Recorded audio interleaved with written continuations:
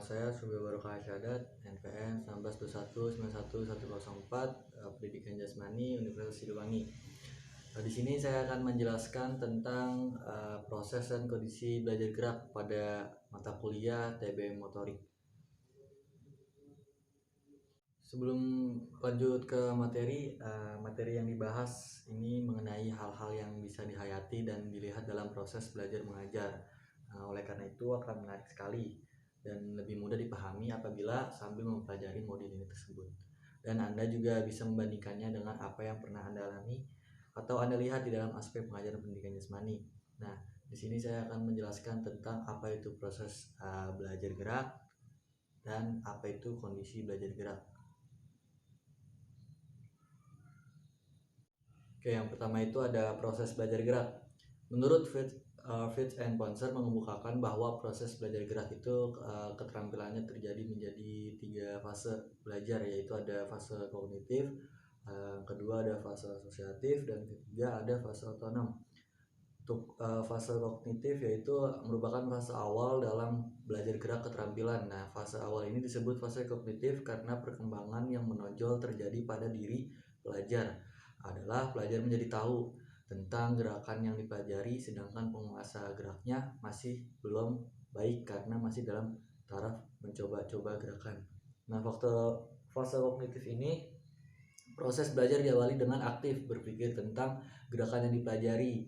Nah, pelajar berusaha mengetahui dan memahami gerakan dari informasi yang diberikan kepadanya. Informasi ini bisa bersifat verbal atau bersifat visual.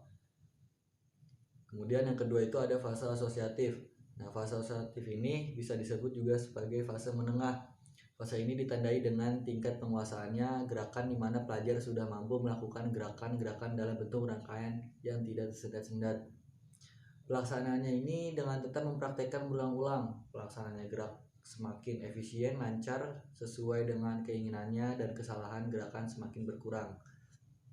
Untuk meningkatkan penguasaan dan kebenaran gerakan, pelajar perlu tahu kesalahan yang masih diperbuatnya melalui pemberitahuan orang lain yang diamatinya, merasakan gerakan yang dilakukan, atau melihat gambar rekaman pelaksanaan gerakan.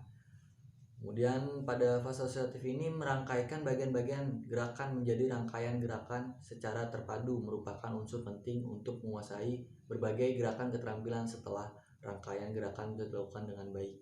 Kemudian ada fase otonom.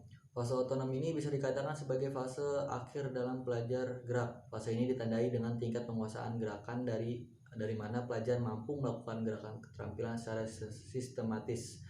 Fase ini dikatakan sebagai fase otonom karena pelajar mampu melakukan gerakan keterampilan tanpa terpengaruh walaupun pada saat melakukan gerakan itu pelajar harus memperhatikan hal-hal lain selain gerakan yang dilakukan. Contohnya dari pencapaian fase otonom, misalnya pada anak yang belajar bersepeda. Setelah mencapai fase yang otonom, ia mampu mengendarai sepeda dan tidak jatuh. Walaupun melakukan sambil menengok ke kanan atau ke kiri pun, memandang sekeliling pun, ia lagi harus memikirkan bagaimana gerakan mengayuh atau bagaimana pegangan tangan agar keseimbangannya terjaga.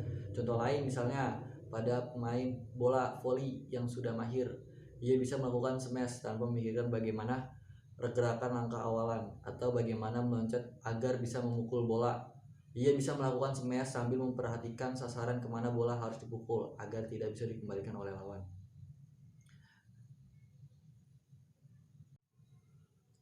Kemudian materi selanjutnya yaitu ada kondisi belajar gerak.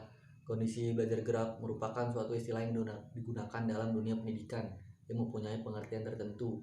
Kata kondisi bisa berarti keadaan atau syarat, sedangkan belajar bisa berarti terjadinya perubahan pembawaan atau kemampuan setelah terjadi proses edukatif. Dari arti kedua kata tersebut dapat menjelaskan pengertian kondisi belajar. Kemudian kondisi belajar adalah suatu keadaan yang diperlukan agar proses belajar bisa berlangsung sesuai dengan tujuan yang hendak dicapai.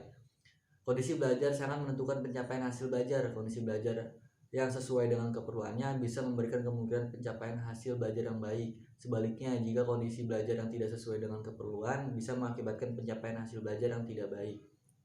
Kondisi belajar itu harus disesuaikan dengan jenis belajar yang ditangani dalam proses belajar mengajar. Kondisi belajar yang sesuai belajar kognitif itu kemudian belajar efektif dan belajar gerak adalah yang berbeda-beda. Nah, masing-masing jenis tersebut itu perlu penanganan yang berbeda dalam proses belajar mengajar. Yang pertama itu ada kondisi internal dalam belajar gerak.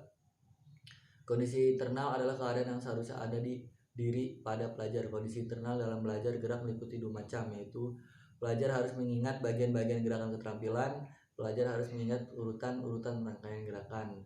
Nah, kedua macam itu bisa dikondisikan internal tersebut seperti pertama, yaitu mengingat bagian gerakan. Untuk mempelajari gerakan keterampilan baru hanya dimungkinkan apabila pelajar memiliki model berupa kemampuan melakukan gerakan-gerakan yang merupakan dasar terbentuknya gerakan yang baru. Misalnya, agar pelajar dimungkinkan mempelajari keterampilan gerak menggiring bola, harus terlebih dahulu mampu berjalan atau berlari. Nah, kemudian ada mengingat urutan rangkaian gerakan. Gerakan keterampilan pada dasarnya merupakan rangkaian dari gerakan-gerakan. Apabila pelajar tidak bisa mengingat urutan rangkaian dari gerakan-gerakan, maka ia tidak akan mampu melakukan gerakan keterampilan yang baik. Contohnya masih mengenai belajar bermain tenis. Agar ia bisa bermain dengan baik, ia harus ingat bagaimana urutan gerakan servis, urutan gerakan mengejar bola, kemudian memukulnya dan sebagainya. Sebelum melakukan pukulan servis, pelajar harus ingat bahwa terlebih dahulu harus berdiri di luar garis belakang sambil memegang raket dan bola. Bola dilambungkan terlebih dahulu, kemudian dipukul sebelum bola jatuh kembali di lapangan. Selain itu juga harus ingat mengenai apa yang harus dilakukan selanjutnya. Kemudian itu yang kedua ada kondisi eksternal dalam belajar gerak. Kondisi eksternal dalam belajar gerak adalah stimulus dari luar diri pelajar atau perlakuan yang dikenakan pada diri pelajar agar proses pelajar bisa terjadi. Kondisi eksternal itu meliputi 4 macam. Pertama itu ada sajian instruksi verbal, kedua itu ada sajian instruksi visual, yang ketiga itu ada kegiatan praktek, dan yang keempat itu ada penyampaian umpan balik. Untuk sajian instruksi verbal itu bisa diterjemahkan menjadi pengajaran menggunakan kata-kata. Instruksi verbal dalam belajar gerak adalah berupa penjelasan mengenai gerakan yang dipelajari. Kemudian ada sajian instruksi visual. Instruksi visual adalah pengajaran di mana materi pelajaran disajikan dalam bentuk sesuatu yang bisa dilihat. Di dalam gerakan, instruksi visual diberikan dalam bentuk sajian model gerakan atau contoh gerakan. Kemudian ada kegiatan praktek, yaitu salah satu kondisi eksternal dalam belajar gerak yang berbentuk melakukan gerakan dipelajari. Gerakan yang dipelajari dilakukan berulang-ulang. Dengan dilakukan berulang-ulang, penguasaan gerakan keterampilan bisa meningkat. Kemudian yang terakhir itu ada penyampaian umpan balik. Umpan balik adalah masukan yang diterima oleh pelajar sehubung dengan apa yang telah dikerjakan. Dari umpan balik, pelajar menjadi tahu apakah yang telah dilakukan adalah benar, atau pelajar menjadi tahu benar atau salahnya berdasarkan informasi yang tersampaikan melalui umpan balik. Informasi yang tersimpan melalui umpan balik bisa berasal dari dua macam sumber, yaitu sumber dari dalam diri pelajar sendiri, sumber dari luar diri pelajar sendiri. Umpan balik yang berasal dari dalam diri pelajar sendiri disebut umpan balik internal atau umpan balik intrinsik, sedangkan umpan balik yang berasal dari luar diri pelajar disebut umpan balik eksternal atau umpan balik ekstrinsik. Itu saja penjelasan dari saya, kurang lebihnya mohon maaf. Wassalamualaikum warahmatullahi wabarakatuh.